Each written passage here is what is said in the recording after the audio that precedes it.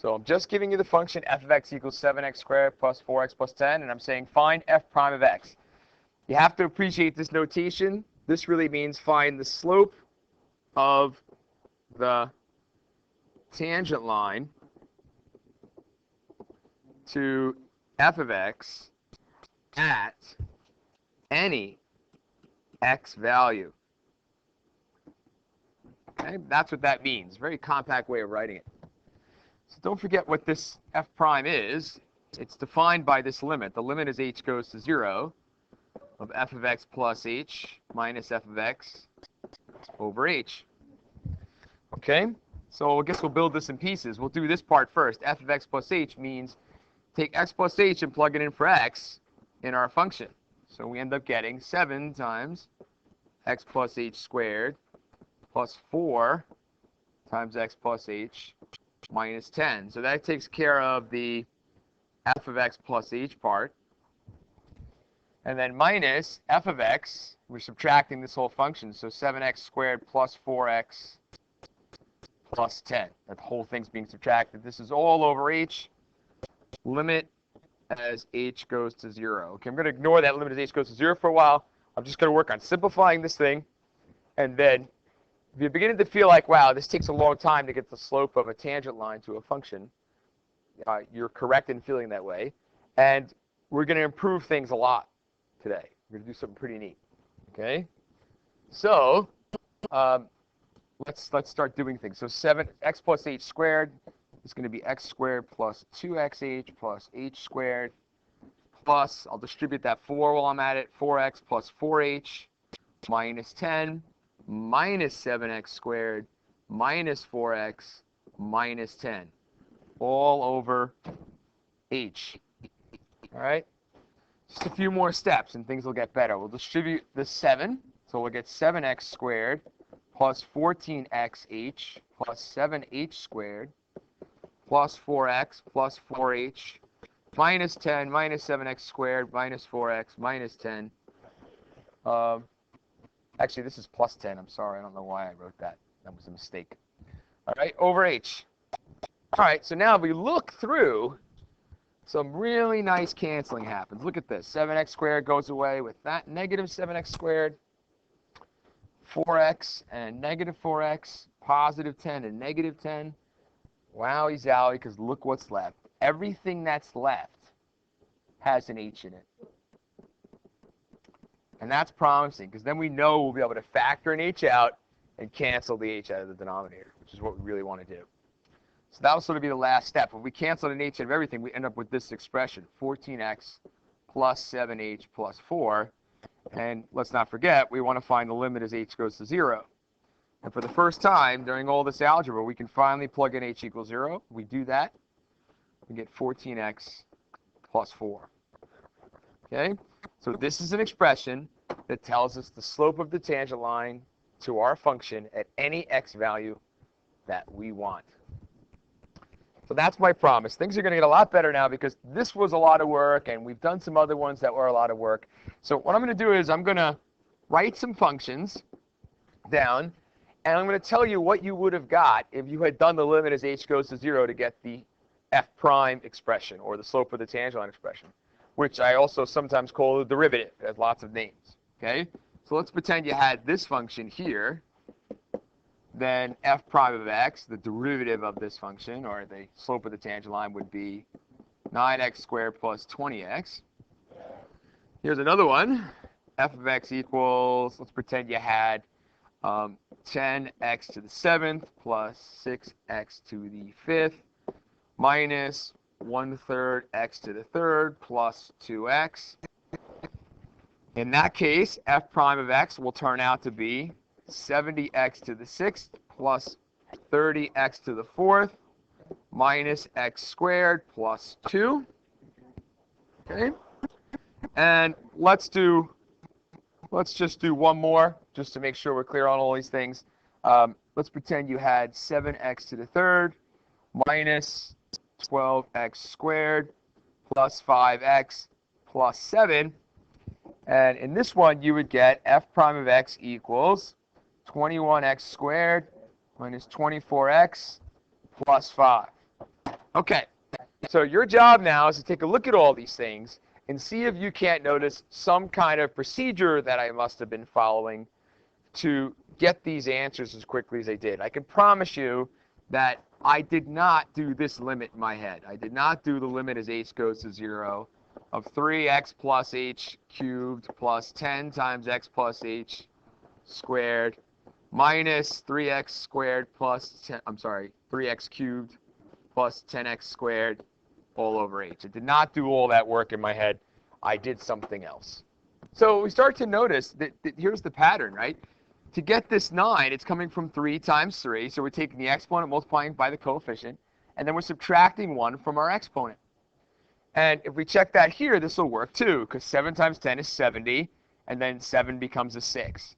Over here, 6 times 5 gives you the 30, and then subtract 1 from the exponent, it becomes a 4. Here's a fun one. 3 times 1/3 is 1. So there's really a 1 in front of this x, and I subtract 1 from the exponent, it becomes x squared. And here's sort of a subtle one you got to be careful about. When you don't see an exponent, you have to remember that it's 1. So if we follow our rule, we do 2 times 1, which is 2, and then it would be x to the 0, because I would take my exponent and reduce it by 1, right? But x to the 0 is just 1, so this becomes 2 times 1, and that's why there's just a 2 here with no x. Okay? That same reasoning works on this 5x. Think of that as like 5x to the 1. The derivative or the slope would be 1 times 5, which is 5x to the 0, but that's just 5. Now, there's one special case hiding here. Think about this plus 7 for a minute. That doesn't even have an x next to it. So it's to your advantage to think of it this way. You could think of this as 7 times x to the 0. So I can use my new rule, right? So 7 times x to the 0, well, here we go. 0 times 7 is 0, x to the negative 1. But 0 times x to the negative 1 is just 0. And that's why when we took the slope of the tangent line to 7, or the derivative of 7, that there was nothing here. You might have thought something was missing, but it wasn't. It's really plus 0. So why don't you try one? So let's pretend f of x equals this function. 11x to the 3rd plus 7x squared minus 5x plus 12, and you're asked to figure out what f prime is. And while we're at it, how about this fun question? What if f of x equals a function like square root of x? Could we do something to figure out what that derivative would be? All right, so in the first one, here we do 3 times 11 is 33, and then subtract 1 from the exponent, it becomes 2. 7 times 2 is 14, x to the 1st. And then this is really like x to the 1. 5 times 1 is 5. It's really negative 5 in this case. And then x to the 0 is just 1, so we're not going to write it. And the derivative of 12 is 0. So you don't really have to write plus 0. You could leave that off. Okay? So there's your answer right there. Now this one requires you to be a little bit creative, right? To think about what exponent is really the same as radical. Oh yeah, 1/2. And then just use your rule. Well, bring the exponent down in front. There's really a 1 here. 1/2 times 1 is 1/2, right? And then x. And then I have to do in my head, unfortunately, 1/2 minus 1. Nobody likes to do that. 1/2 minus 1 is really 1/2 minus 2/2, or negative 1/2. So there it is. That's your answer. Okay? Something you should expect when you have these kind of fractional exponents is that you could rewrite them another way. So the fact that this exponent is negative means it goes in the denominator. So this is 1 over 2 x to the 1/2 power, right? And then 1/2 power means the same thing as square root. So it's 1 over 2 square root of x. And that's sort of the nicest way to write it at this. Just to make a quick comment. Sometimes an error that could occur, people will think, oh, this is 1 over the rad of 2x. Okay? And the mistake that's being made there is that person's forgetting that this negative 1/2 power only applies to the x. It doesn't apply to the 1/2. Okay? So that 1/2 doesn't end up underneath the radical. It's its own coefficient. And really, sometimes a better way to write this out, like if you're faced with 1/2 x to the negative 1/2, here's a way to think of it. 1/2 times 1 over x to the 1/2. Like just think about dealing with x to the 1/2 by itself. Well, that's 1 over 2 times 1 over rad x, but 1 times 1 is 1, and 2 times rad x is 2 rad x. And there you go. You're finished. Okay? One more kind of fun problem you can think about. Sometimes you can think about a problem like that. So this problem, it's advisable to rewrite it. So we should think of this as like x to the negative 7th power plus 3 times x to the negative 5th power. So when you have this extra step when you start, keep in mind you haven't done the derivative yet. You haven't found the slope of the tangent line yet or attempted to use your new rule. We've just re-expressed the original problem. So now here we go. F prime of x equals negative 7x to the negative 8. I almost wrote negative 6 there by mistake, but let's be careful about something. Negative 7 minus 1 equals negative 8. That's funny. People always forget that, right? And then over here, you've got negative 15x to the negative 6th. Okay? So there you go. Technically, that's your answer, and you're done, but you should be able to re-express it. The fact that this is a negative exponent means that it goes in the denominator. So it's negative 7 over x to the positive 8. And then you have minus 15 over x to the positive 6. So that might be a desirable way to write the derivative compared to that one. All right. So a fair question at this point should be, why does this work? So that's going to be our next goal. Now, before I can do that, I need to remind you of something called binomial expansion. So let's talk about, well, actually, I should be a little bit more careful. Let's just state our rule in as general a way as possible. So if we have x to the n power, then our slope of a tangent line, or our derivative, nx to the n minus 1. Right? It is important to note, though, that maybe an even more general form would be something like this. Maybe you had a number k in front of the x to the n power. Then we know the derivative would just be k n x to the n minus 1. You'd end up doing n times k. But for now, my goal is to prove why this one works. So we're going to prove this first case here without the k. So if we give this a little bit of thought, if we were going to attempt to do this the long way without our rule here, we would end up doing the limit as h goes to 0 of x plus h to the n power minus x to the n power over h. That's what we would do. Okay? I got to be careful. Make sure my h's look different from my n's. Those are h's and the exponents are n's. Okay. Now here's where we run into trouble. The problem we have is this thing right here, x plus h to the n power. We need to come up with an expression. So we have to somehow come up with an expression for that. So a little bit of things to remember. So for example, if you had x plus h to the first power, that would be easy. That would just be x plus h. Okay? X plus h squared, we even know how to do that. Okay? That's x squared plus 2xh plus h squared. Okay? And let's see if we can find the pattern. Some of you might know binomial expansion is sort of a nice thing to know, but I'm going to look at it this way. I'll tell you that if you cube this out, here's what you get. Maybe you'll start to figure out the pattern that goes along with this. Okay? If you had it to the fourth power, we'd have x to the fourth plus 4x cubed h plus 6x squared h squared plus 4xh cubed plus h to the fourth. All right, so now this goes on and on and on. You can kind of see a pattern in the exponents. You'll notice how, for example, it starts off as x to the fourth, then it goes x to the third, x squared, x, and then no x's. You'll notice how we start off with no h's here, but then 1h, 2h's, 3h's, 4h's. So you can see the pattern in the exponent pretty easily. The problem is these coefficients and where they come from. So there's a long reason for this I won't go into now, but I'll tell you that the coefficients here are found using what are called combinations. So this first coefficient, since it's to the fourth power, it's 4c0. And this one is 4c1. And this one here is 4c2, and so forth. The last one in front of the h is 4c4. Okay. So in general then, if we had x plus h to the n power, it would start off as x to the n, just like this one started off here as x to the fourth, and that one started off as x to the third, right? Our first term would be nc1.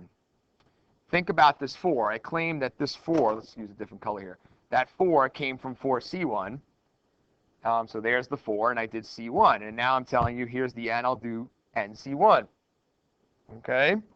And you get x to the n minus 1 times h.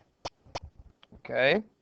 And then you do plus nc2 x to the n minus 2 h squared plus, and it goes on and on and on until the last term when you get h to the n.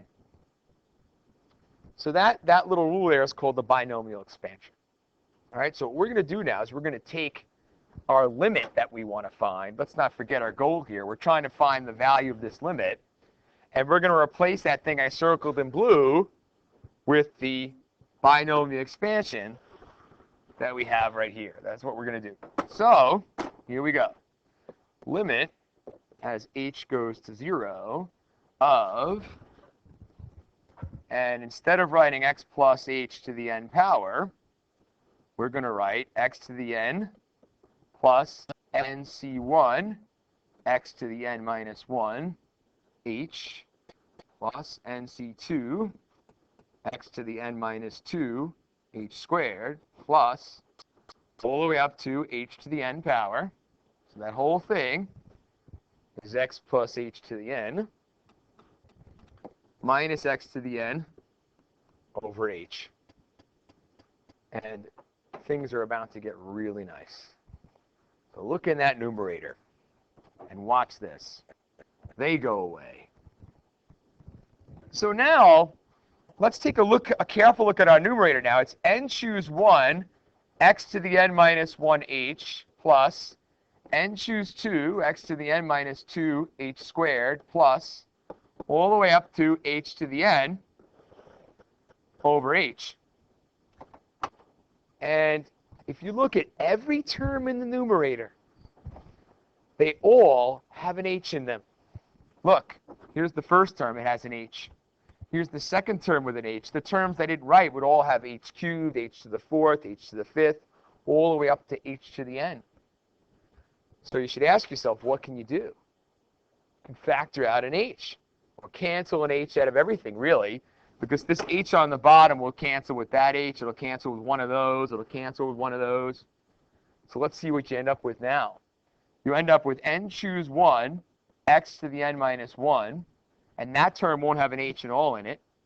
The next term will be n choose 2, x to the n minus 2, h to the first power because I reduced it by 1, plus, and the last term will be h to the n minus 1 power.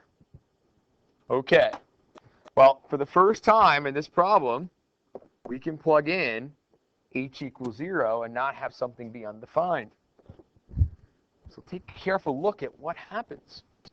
So all these terms here have an h, an h, an h, all of these. So every one of these terms goes to 0, and then the only thing you have left is n choose 1 x to the n minus 1. Now, the only problem is, what's n choose 1? Some of us may have forgotten.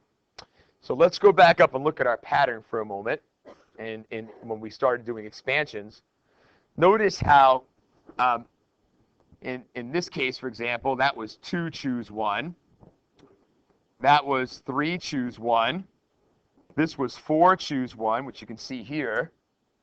So notice, anytime I do a number choose 1, I just get that number. So here you are. N choose 1 is just n.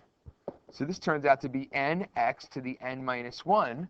But that's exactly what we were hoping for. One little side note on n choose 1. If you were to look in a textbook or read more about that, how to compute it, the rule for n choose r is this. You do n factorial on top over r factorial n minus r factorial. That's the rule for it. So I just want to show you how we could do n choose 1 using that rule. So n choose 1, according to the rule, would be n factorial on top over 1 factorial times n minus 1 factorial. All right? So now, just in case, and 1 factorial, this part is just 1, so I don't have to worry about that. N factorial means n times n minus 1 times n minus 2 times n minus 3, all the way down to 1. And on the bottom, the n minus 1 factorial is n minus 1 times n minus 2 times n minus 3, all the way down to 1. And you can see lots of stuff cancel, can't you? As a matter of fact, if you watch everything cancel, the only thing you're left with is n. So that's another reason, or the real reason why n choose 1 is just n. Okay? Overall, we'll be able to prove what we expected, and that is you have f of x equals x to the n power, then this expression is the derivative. This rule we have here, this rule we suspected is true, and now we proved it's true, is called the power rule for derivatives. It tells you how to take the derivative of a power function, which is a function to an exponent, an x to an